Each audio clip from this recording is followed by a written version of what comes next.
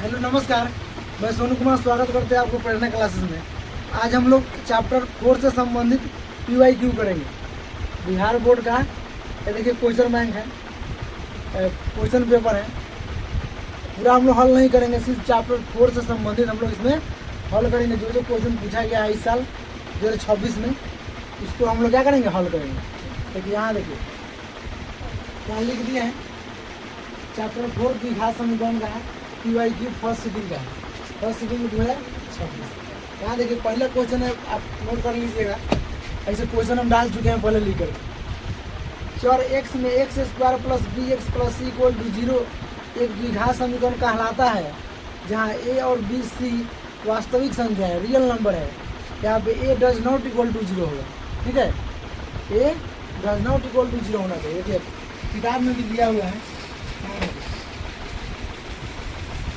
Formula में हम कराए थे, मुझे याद नहीं। देखो p x square plus B x plus c a does not equal to 0 होना चाहिए। क्या होना चाहिए? ए का मान 0 नहीं होना चाहिए। एक द्विघात बहुपद बता रहा है, ठीक है ना। ए बी सी एक वास्तविक संख्या है, तो पी एक्स 0 होगा। A X square B x plus C equal to 0 द्विघात समीकरण होगा। क्या होगा? द्विघात समीकरण होगा। देखिए अब इसमें आपको 4 को ऑप्शन दिया है, और पहला ऑप्शन आपका सही हो जाएगा, ए डज नॉट इक्वल टू 0। समझ में आया कि नहीं? तो ऐसे हम उसको 1 नंबर दिए थे, ये एक का आंसर क्या हो जाएगा? तो आंसर है सॉल्यूशन का है, हम लोग हल का है इसका, तो ए हो जाएगा। एक का आंसर ए हो जाएगा। कौन सा? ए डज नॉट इक्वल टू 0, मतलब ए का मान 0 नहीं होगा तो क्या होगा? द्विघात समीकरण जो है इसका द्विघात समीकरण का लगेगा। अब देखिए अब दूसरा क्वेश्चन, द्विघात समीकरण 5x का मतलब 6x विवेचक डी निकालना है। यहाँ देखिए दूसरा क्वेश्चन क्या दिया है। Question 5x square minus 6x minus 2 equal to 0, इसका डी निकालना है। क्या निकालना है? डी निकालना है। तो सबसे पहले आपको ध्यान होना चाहिए कि द्विघात समीकरण होता कैसे है। क्या होता है? A X square plus B x plus C equal to 0, ठीक है। अभी पढ़े हम लोग कि A does not equal to 0 होगा, और ए बी सी क्या होगा? एक वास्तविक संख्या होगा, रियल नंबर होगा। वास्तविक संख्या होगा, एक रियल नंबर होगा। समझ में आया कि नहीं? चलिए अब यहाँ आप समझ सकते हैं, एक्स स्क्वायर के बगल में जो भी मान लिखा होता है वो ए का मान होता है। यहाँ एक्स स्क्वायर बगल में क्या लिखा हुआ है? 5, तो ये बराबर कितना हो जाएगा? 5। और यहाँ जो है बी है, एक्स के बगल में कितना लिखा हुआ है? 6, तो बी बराबर कितना हो गया? -6 है, -6 हो जाएगा। समझ में आ रहा है? समझाने के लिए वैसा हम लिख रहे हैं, ठीक है। और जो बन जाता है उसी का मान होता है अंक वाला क्या बच गया? -2। समझ में आया कि नहीं? ए बी सी हो गया, सबका मान निकल गया। क्या निकालना है? डी निकालना है। विवेचक कहिए चाहे विविधकर कहिए, डिस्क्रिमिनेंट डी निकालना है या विवेचक निकालना है। क्या लिखेंगे? विवेचक बराबर विवेचक का है या विविधकर का है, बी आधा कर विविधकर। यानी इसको किससे लिखते हैं? डी से लिखते हैं। फॉर्मूला क्या होता है आपको पता है? क्या होता है? B square minus 4ac। अब ज़रा समझिएगा, बी का मान कितना है? -6 स्क्वायर करेंगे। 4 फॉर्मूला में है, जब भी मान रखेंगे तो गुना लिखेंगे, चाहे इसे गुणका भी लगा सकते हैं, ठीक है। ए का मान कितना है? 5, और सी का मान कितना है? -2। छाछा है 36। गुना कीजिए, माइनस पहले प्लस हो जाएगा। 4 × 5 = 20 गुना 40, 4 × 5 = 20 गुना 40, छाछा है 36। अब कितना हो जाएगा? 6 4 और 3 7, कितना आ गया? 76। क्या ऑप्शन चुनिए? 76 इसमें आंसर है। देखिए ऑप्शन नंबर बी, इसलिए ऑप्शन नंबर बी आपका सही हो जाएगा, ठीक है। एग्जाम में आपको OMR सीट आएगा, उनको आपको रंगना पड़ता है। आगे आइए, अब क्वेश्चन तो इसमें नहीं है, अब आगे देखते हैं।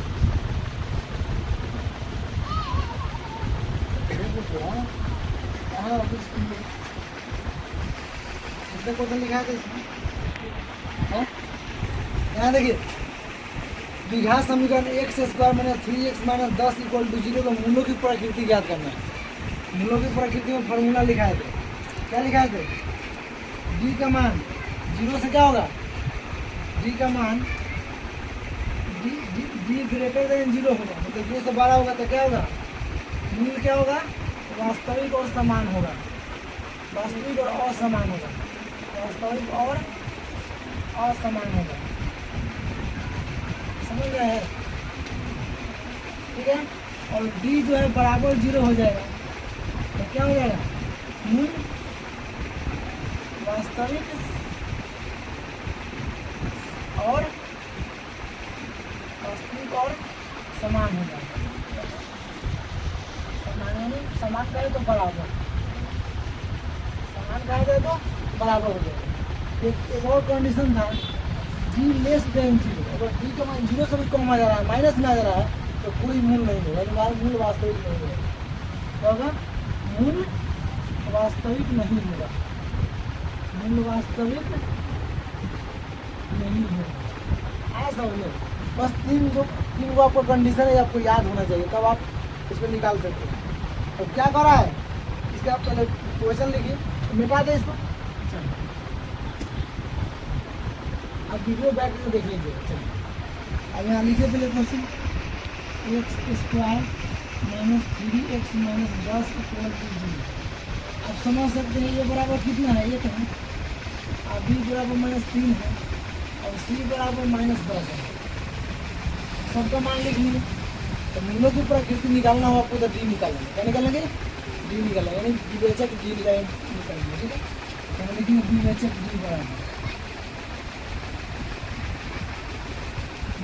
क्या होता है, बोलिए, बी स्क्वायर माइनस 4ac, क्या बी का मान कितना है, बी का मान कितना है, देखिए -3 का स्क्वायर 4, ए का मान 1 और सी का मान -10, 3 तिहाई 9, 10 चौका 40, 10 से कम 10 तो 40 है, माइनस माइनस प्लस 40 6 46, किसका मान आ गया, डी का मान।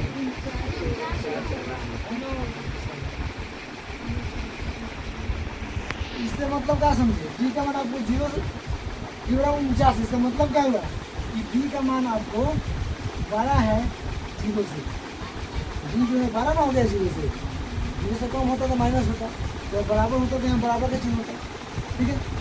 इसलिए लिखेंगे मूल वास्तविक और असमान, मूल वास्तविक और असमान हो जाएगा, मूल बराबर आपका नहीं होगा, तो कौन सा स्थिति चला गया, एक नंबर आपका आंसर सही हो जाएगा, ठीक है।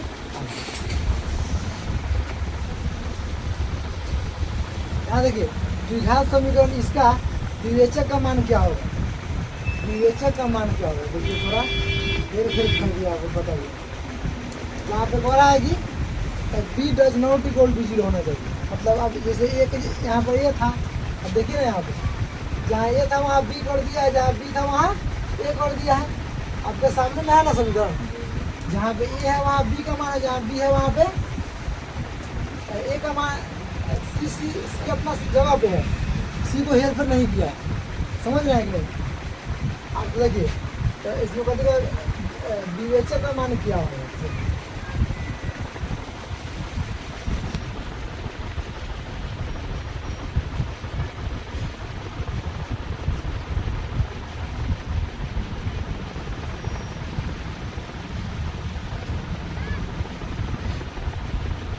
विवेचक बराबर क्या होता है, बी स्क्वायर माइनस 4ac, आप समझिए यहाँ बी की जगह पर क्या है, बी की जगह पर यहाँ ए है, यहाँ ए स्क्वायर होगा, अब 4 का भाग करेगा, और ए के जगह पर क्या लिखा हुआ है, ए के स्थान पर बी लिखा हुआ है, यहाँ पर बी लिख दीजिए, और सी पहले है, अब देखिए ए स्क्वायर माइनस 4bc, अब ऐसा ऑप्शन खोजिए इसमें, ए स्क्वायर 4bc यही ना है, मिल रहा है, ए स्क्वायर माइनस 4ac, कौन सा ऑप्शन हो जाएगा, ऑप्शन नंबर ए जो है आपका सही हो जाएगा, कोई दिक्कत। चलिए इस पर आपको ऑब्जेक्टिव क्वेश्चन इसका खत्म हो गया। अब हम लोग आते हैं सब्जेक्टिव को, सिर्फ 4 पार्ट से संबंधित जो भी सब्जेक्टिव उसको हम हल करेंगे। तो इसमें सब्जेक्टिव कहाँ है जी,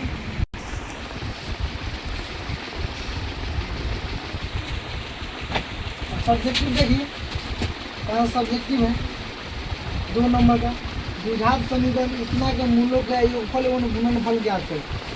मूलों का योगफल एवं गुणनफल सारा फॉर्मूला लिखा दिए। तो क्वेश्चन लिखिए 1 नंबर क्या है, x square minus x plus 3 equal to 0। A बराबर 1 हो गया, बी बराबर -1 और सी बराबर कितना हो गया 3 हो गया। यहाँ पर सीधा एक्स है, सीधा क्या एक्स है। अब देखिए इसका मूलों का योगफल निकालना है, मान लिख लिए। और मूलों का योगफल क्या होता है बोलो तो, मूलों का योगफल जो क्या लिखते हैं अल्फा प्लस बी लिखते हैं, क्या होता है -b/a होता है। मूलों का योगफल क्या होता है, अल्फा प्लस बीटा होता है, -b/a होता है। अब यहाँ पर देखो माइनस फॉर्मूला में है, उसको लिखना पड़ेगा। और b का मान कितना है -1 है, तो इसको भी माइनस में लिखेंगे। और a का मान भी 1 है, समझिएगा। कोष्ट का मतलब गुना समझा होता है, माइनस सीधा प्लस हो गया। अब नीचे क्या का कोई वैल्यू नहीं, नीचे क्या का कोई वैल्यू नहीं छोड़ देंगे, और नहीं रहेगा तो मान भी लेंगे। इसलिए नीचे कोई वैल्यू, सीधा आपका आंसर क्या हो जाएगा, इसमें आ गया तो मूलों का एक आ गया, एक नीचे नहीं लिखा गया। अब देखो मूलों का योगफल करेंगे,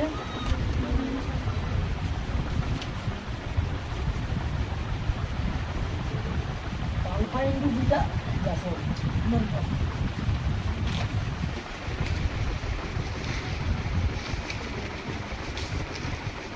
c/a।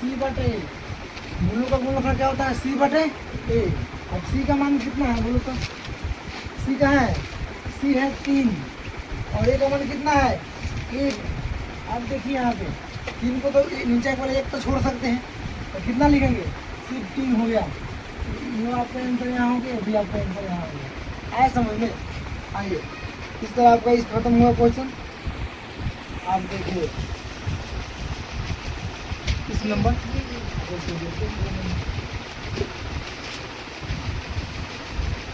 और दीजिए।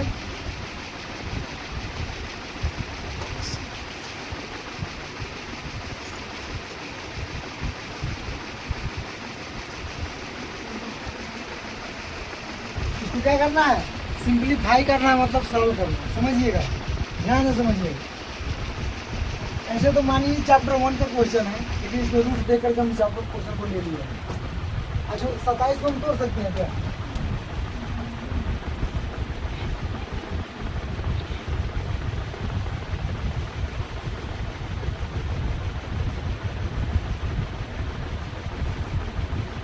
को हम ऐसे लिख सकते हैं 3 के 9 दिया और 3 के 9 दिया, ठीक है। और प्लस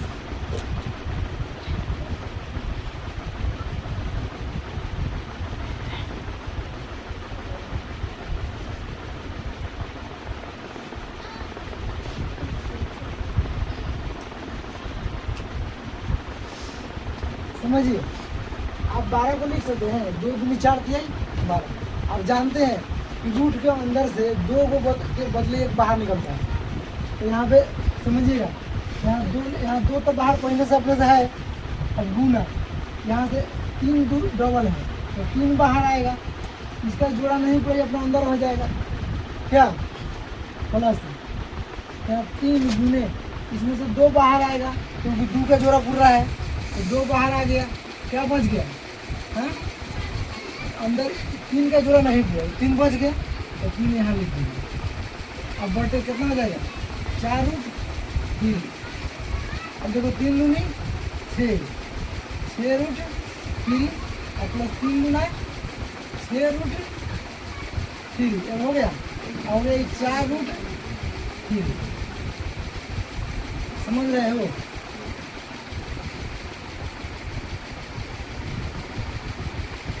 तीन गुना 6, ठीक है।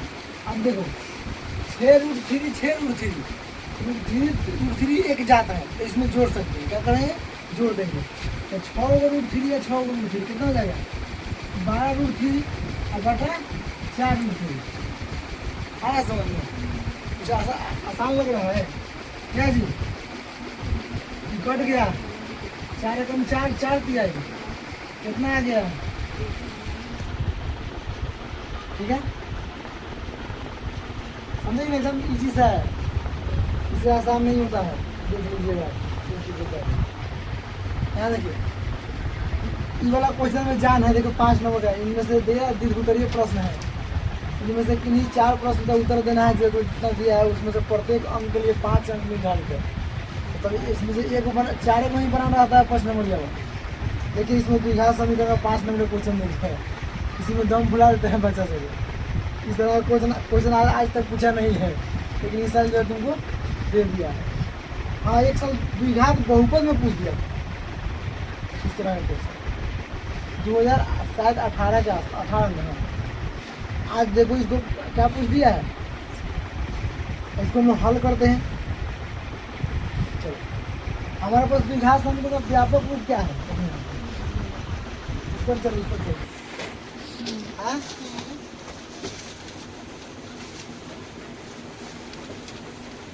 आप क्या जानते हैं?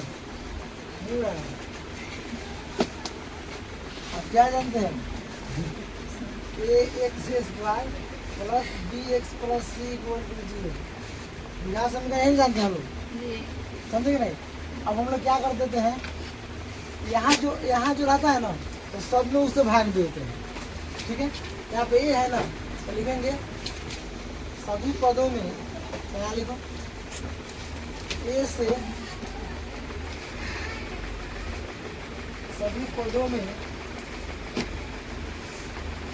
भाग देने का, भाग ए से सभी पदों में भाग दे देंगे। तो हमारे पास आएगा क्या? तो पहले x² है, भागा दो ए से, bx है, इसको भी ए से भागा दो, जाएगा कहाँ? c है, इसको भी ए से भागा दो, इक्वल टू 0। ठीक है, इसमें देगा तो कोई फर्क थोड़ा है। अब ए से ये कट गया, देखो ये क्या बच गया, बोलो? x² बच गया, b/a x ऐसे लिख सकते हैं, और c/a बच गया इक्वल टू 0। ठीक है, चलिए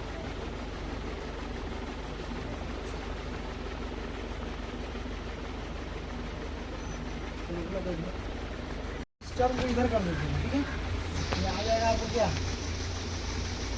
माइनस हो जाएगा, माइनस c/a इधर कर दिए। अब यहाँ आगे लिखेंगे, यहाँ जो रहेगा उसका स्क्वायर करके 1/, यहाँ से इसको लिखेंगे दोनों तरफ। क्या करना है? 1/2 गुने x का गुणांक, x का गुणांक,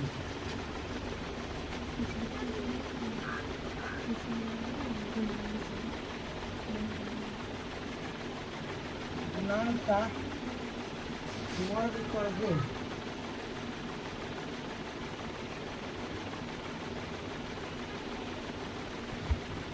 जोड़ने पर। अब देखिए क्या समझिए, हमको क्या करना है? 1/2 गुने x का गुणांक कितना है? b/a है, b/a ना है। अब इसको क्या करना है? स्क्वायर करना है, तो क्या हो जाएगा? b² आई हो जाएगा आपको 2a।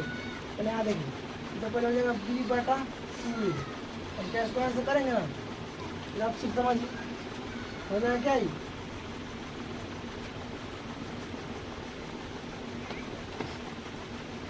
हम लोग क्या करना है? 1/2 करना है, 1/2 लिखेंगे, और गुना x का गुणांक, x का गुणांक कितना है? b/a है, और इसका स्क्वायर करना है, इसका वर्ग करके जोड़ने पर इसका स्क्वायर कर देना है। अब मिलेगा b/2a, इसमें स्क्वायर करना है, ये आपको होगा b² कितना है? 4। ठीक है, अब इस टर्म को इधर भी जोड़ना है, इधर भी जोड़ना है, लिख करके। ठीक है, चलिए ठीक है, जो पूर्ण वर्ग विधि से बताए थे ना, उसी तरह जो है अब x² प्लस b/a x। ठीक है, अब प्लस क्या रहेगा? b² बटे 4a, अब बराबरी क्या है? ये माइनस सी बटे ए और प्लस बी स्क्वायर बटे 4a ना।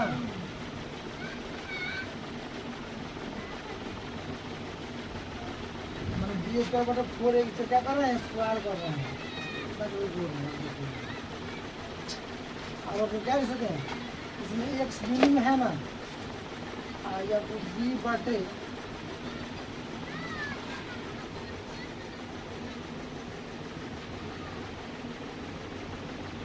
टू ये लिख सकते हैं बी बटे, और इसका स्क्वायर कर लीजिए, इसका बराबर हो जाएगा।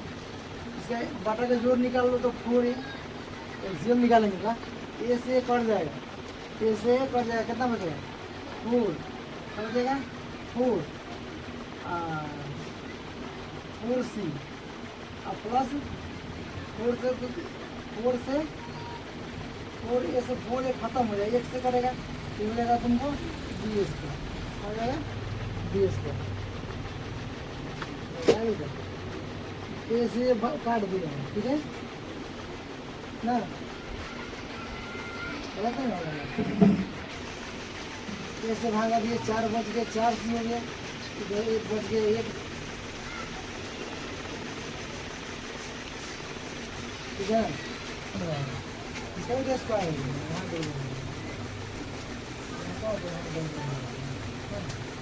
यहाँ स्क्वायर करेंगे ना,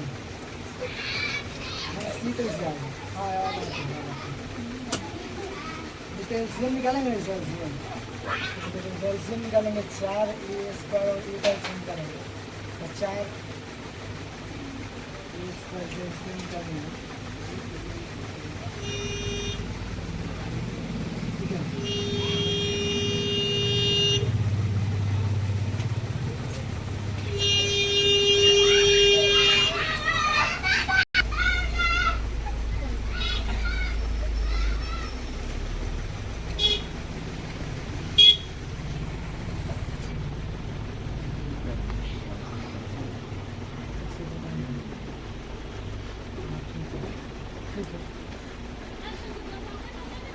ये स्क्वायर आएगा इसमें, ठीक है, ये स्क्वायर आएगा,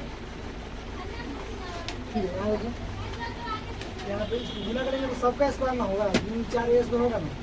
अब इसको इधर भी जोड़ना है, तो क्या करना है, इधर भी जोड़ना है और इधर भी जोड़ना है, ठीक है। इधर जोड़ लिए, अब इसमें से कॉमन ले लिए, 2 3 4 ए हो गया, ठीक है, सब डबल डबल है, ठीक है ना। यहाँ प्लस है, तो प्लस कीजिए यहाँ पे, अब यहाँ पे आ गया। अब यहाँ पे थोड़ा फिर से देख लीजिए, 4a स्क्वायर कॉमन लेगा, ए से ये कट जाएगा, तो ये बचेगा ना, यहाँ बच जाएगा माइनस 4ac और प्लस इससे पूरा कर जाएगा, इसलिए बच जाएगा b स्क्वायर, ठीक है। आप इसको चाहे तो क्या कर सकते हैं, x प्लस b बटे 2a का होल स्क्वायर, इसको आप सरिया के लिख सकते हैं अच्छा से, तो क्या हो जाएगा इसे, बी स्क्वायर माइनस 4ac हो जाएगा, बोलिए, अब बटे 4a स्क्वायर। अब समझिए, अब इधर से स्क्वायर जाएगा, इधर से स्क्वायर हट जाएगा, तो b बटा 2a का रूट अंडर हो जाएगा, तो पूरा रूट के अंदर हो जाएगा, क्या बी स्क्वायर माइनस 4ac अब बटा 4a स्क्वायर। अब समझिए,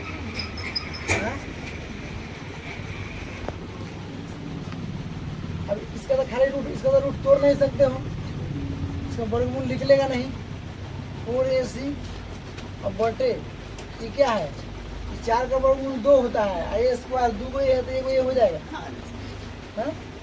अब इसको हम इधर लाते हैं, इसको इधर लाते हैं, जब वर्गमूल में से निकलता है तो प्लस माइनस दोनों में होता है, ठीक है ना। अब देखिए, अब x बराबर लिखेंगे, अब इधर आएगा तो माइनस में होगा, तो क्या हो जाएगा माइनस b हो जाएगा, अब बटे 2a, समझिएगा, हड़बड़ाइए नहीं। यहाँ पे तो प्लस माइनस है ही है, क्या है, और बी स्क्वायर माइनस 4ac अब बटे क्या 2a। अब इसको हम लोग करते हैं बाटा का जोड़, तो दोनों का हम क्या करते हैं, बाटा का जोड़ करते हैं, तो क्या हो जाएगा बोलो, 2a एलसीएम हो जाएगा, 2a से भागा देंगे तो सीधे माइनस बी बन जाएगा। अब प्लस माइनस हेले हैं, रूट अंडर क्या है बी स्क्वायर माइनस 4ac बटा 2a। क्या हमको यही लाना था, यही लाना था ना। यही आपको हो गया प्रूफ, ये आपको हो गया प्रूफ। जहाँ भी दर्शाना हो जब मान आ जाए तो वहाँ लिखिए प्रूफ। और इसी के साथ जो आपका फर्स्ट सीटिंग में चैप्टर ए से संबंधित क्वेश्चन था वो आपका हुआ खत्म। ठीक है, आप खुद से क्वेश्चन डाल दिया गया, खुद से ट्राई कीजिएगा। मतलब इसका कौन सा सीटिंग, सेकेंड सीटिंग बना के आप लोग खुद से लाएंगे। ठीक है, अब जो भी क्वेश्चन फंसेगा, फर्स्ट सीटिंग में क्वेश्चन भारी था, सेकेंड सीटिंग क्वेश्चन हल्का है। ठीक है, ओके।